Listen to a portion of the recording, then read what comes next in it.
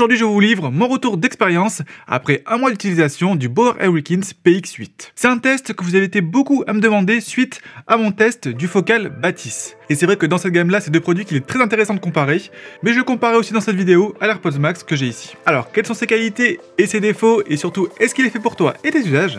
C'est ce qu'on va voir ensemble.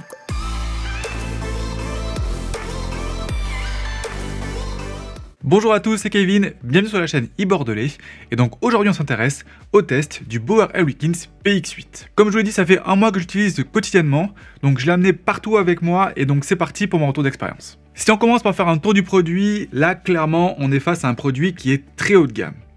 Tous les matériaux sont des matériaux nobles, donc on a du métal ici, on va avoir du cuir ici, du cuir encore ici sur l'arceau. Toutes les finitions sont vraiment excellentes. On voit bien qu'il n'y a rien qui bouge, qu'il n'y a rien qui fait un bruit anormal. On a même ici, comme vous pouvez voir, donc l'arceau qui est réglable, le petit fil qui va passer à l'intérieur qui est même tressé. Si besoin ici, comme vous pouvez le voir, les coussinets sont déclipsables, donc ça on va pouvoir les changer dès qu'ils seront usés. Très bien aussi. Et enfin, une fois sur la tête, on a vraiment quelque chose de très sympa aussi. Vous voyez, en fait, ce que j'aime beaucoup sur ce casque, c'est qu'il est à la fois très bien fini, donc on a des beaux matériaux, mais il reste quand même assez sobre et chic. Ce truc que je pourrais lui reprocher niveau design, c'est juste le fait qu'on ait la marque qui soit tellement visible ici.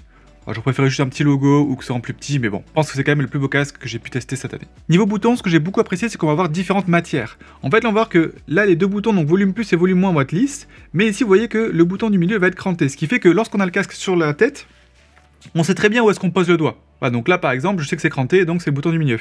Et en dessous, hop, j'ai le volume plus, volume moins. Pareil pour le bouton d'allumage et d'appairage Bluetooth, on a aussi un petit picto là qui est gravé, donc on le sent aussi, et celui-ci, vu que c'est le seul bouton de ce côté-là, pas de souci pour le reconnaître.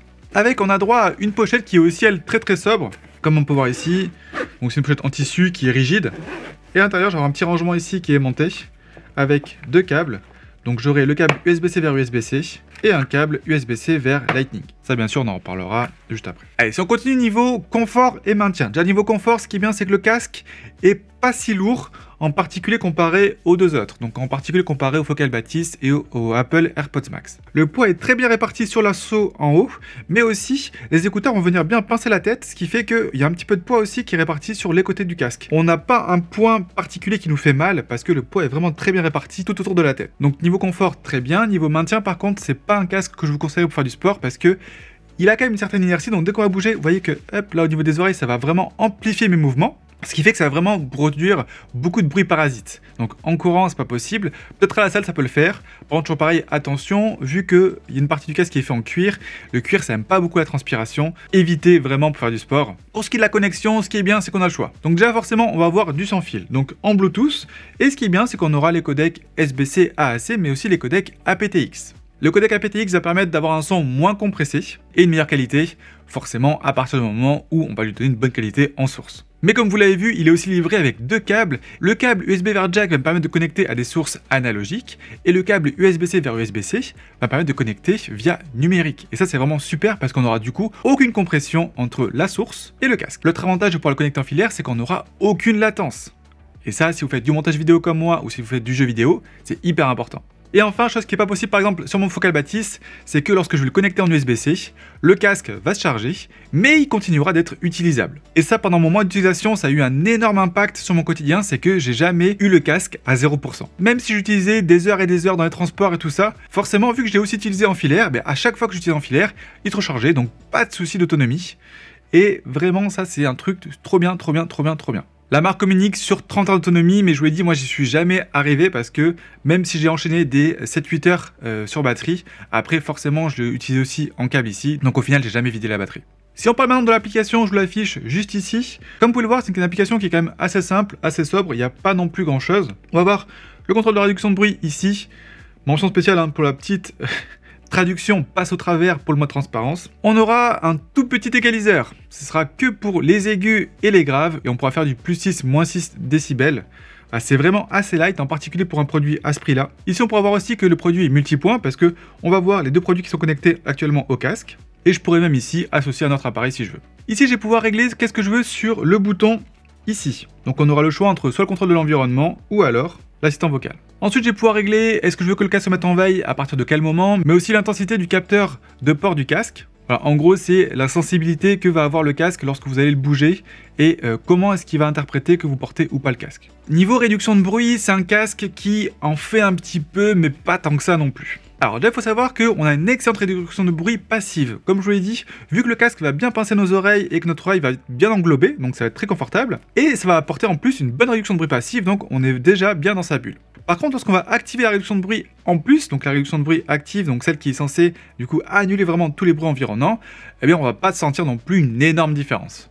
Il y aura une petite différence sur les fréquences les plus graves, mais sur tout ce qui est médium et aigu, on la cherche encore. Et vraiment à 700 €, c'est quelque chose qui est vraiment dommage parce que les concurrents font mieux, clairement, en particulier le AirPods Max. Donc certes, on veut pas non plus une réduction de bruit trop agressive parce qu'on veut pas non plus dénaturer le son, mais dans ce cas-là, vraiment, autant la réduction de bruit passive est excellente, autant la réduction de bruit active apporte pas non plus grand-chose.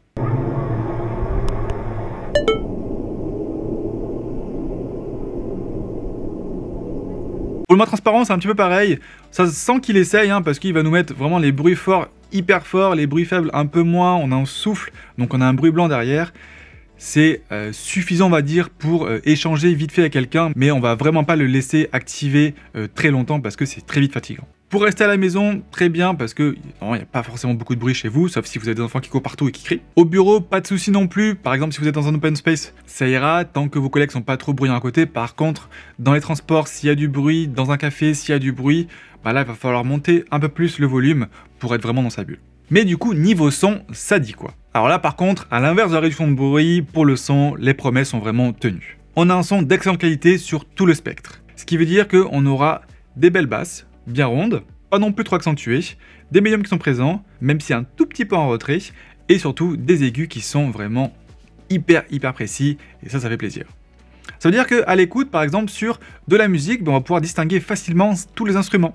La scène sonore est aussi très large, même si le casque est fermé. On aura l'impression que la musique vient vraiment de partout et d'assez loin, c'est très agréable. Et enfin, j'ai aussi une excellente dynamique. Ce qui fait que pour écouter de la musique, vu que la signature sonore est assez plate au final, ça va vraiment convenir à tous les types de musique. J'ai vraiment écouté une tonne de musique de plein de styles différents et à chaque fois, j'ai pas été déçu par ce casque. Niveau film, ce qui est bien aussi, c'est qu'on a une bonne stéréo et l'expérience était vraiment très agréable à la fois en sans fil et en filaire. Vu que les basses sont bien retransmises, c'est aussi très agréable pour tout ce qui est son d'ambiance. Pour du jeu vidéo, en sans fil, là j'ai constaté un petit peu de latence, que ce soit en SBC AAC mais aussi en aptX. Bon, c'est vraiment visible que sur les jeux les plus nerveux. Par contre, forcément, ce qui est bien, c'est que vu qu'on peut aussi connecter en filaire, et bien là, on n'a plus du tout de latence. J'ai notamment pu jouer même à la Xbox en branchant le casque en jack à ma manette de Xbox, et là j'ai pu jouer des heures sans problème, avec un excellent son, sans embêter personne dans la maison, même si c'était tard. Niveau qualité du micro, je vous mets un petit exemple tout de suite. Voici un test du micro du Bauer Wilkins PX8. En environnement calme. Et voici un test du micro du Bauer Wilkins PX8 en environnement bruyant. Et chose que j'ai beaucoup regretté, c'est qu'une fois branché en USB-C, j'ai pas accès au micro sur mon ordinateur. En fait, lorsque je vais vouloir régler les sources audio de mon Mac, j'ai bien la sortie audio vers le casque. Malheureusement, j'ai pas l'entrée audio.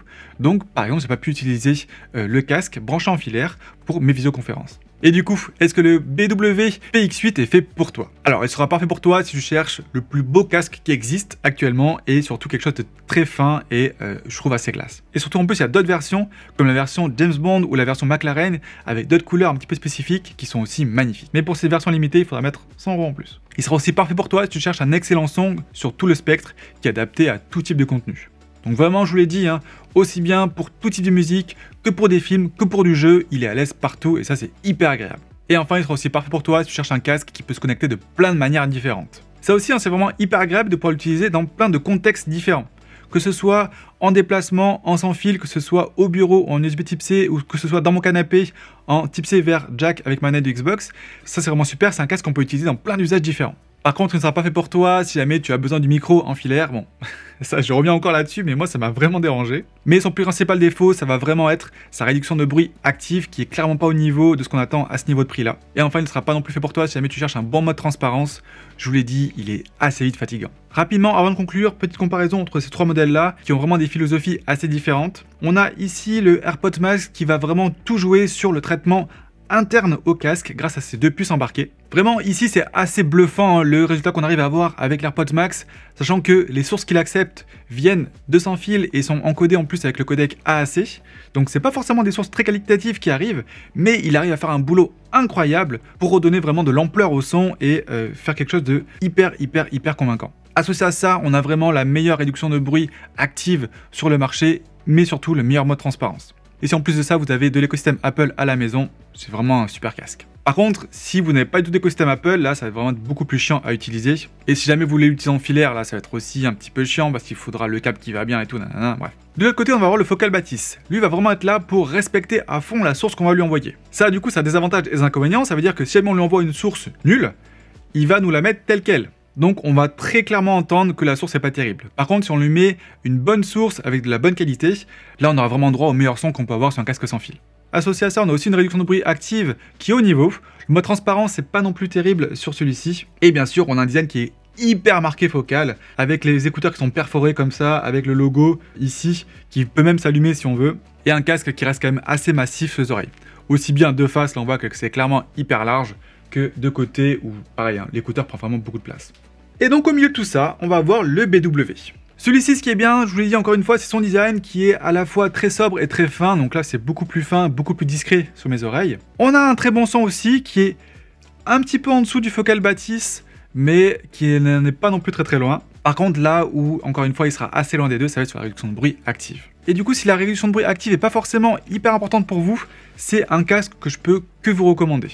Hyper confortable, très bon son, on peut connecter de plein de manières différentes. Par contre, si la réduction de bruit active vous est importante, si vous voulez quelque chose de très compatible avec votre écosystème Apple et que vous voulez pas vous prendre la tête et que vous voulez en plus un très bon mode transparence, partez plutôt sur l'AirPods Max. Si par exemple vous voulez vraiment le meilleur son à tout prix, mais quand même avoir de la réduction de bruit active qui marche bien, là je vous conseillerais plutôt le Focal Batis.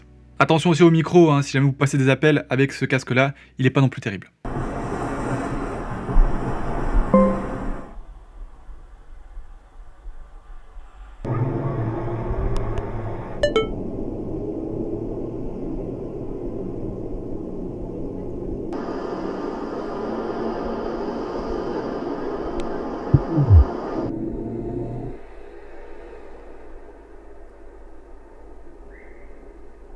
Voici un test du micro du Apple AirPods Max en environnement calme. Et voici un test du micro du Apple AirPods Max en environnement bruyant. Voici un test du micro du Bauer Wilkins PX8 en environnement calme. Et voici un test du micro du Bauer Wilkins PX8 en environnement bruyant. Voici un test du micro du Focal Batis en environnement calme. Et voici un test du micro du Focal Batis en environnement bruyant. En conclusion, ce BW PX8, c'est vraiment un petit bijou, aussi bien en termes de design qu'en termes d'écoute, et son côté agréable à utiliser au quotidien m'a vraiment ravi. Vraiment dommage pour la réduction de bruit active, je pense que c'est vraiment le point faible chez BW. J'avais essayé aussi des écouteurs très haut de gamme à 400 €, je crois, les PL7 de mémoire, et c'est pareil, c'était vraiment un super son, mais réduction de bruit active vraiment anecdotique. Bon, là ce qui est bien, c'est qu'on a quand même une bonne réduction de bruit passive, ce qui aide beaucoup déjà, mais son côté utilisable dans plein de situations est vraiment hyper agréable au quotidien. Si jamais le produit vous intéresse, vous avez quelques liens en description. N'hésitez pas à poser toutes vos questions en commentaire, j'y répondrai avec grand plaisir. Pensez à mettre un petit pouce vers le haut si la vidéo vous a plu et vous a aidé, ça motive vraiment. Et nous on se retrouve très vite en live ou en vidéo.